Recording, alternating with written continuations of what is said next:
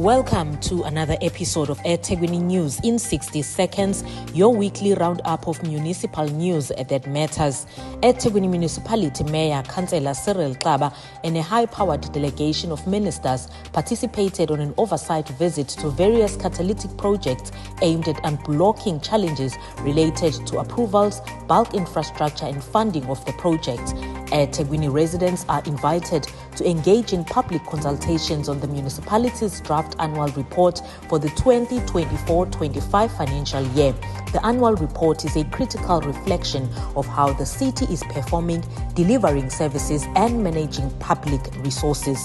The city's Economic Development and Planning Committee is pleased with the Clearwood Market's contribution to economic growth, creation of business opportunities, and support inclusion across the value chain.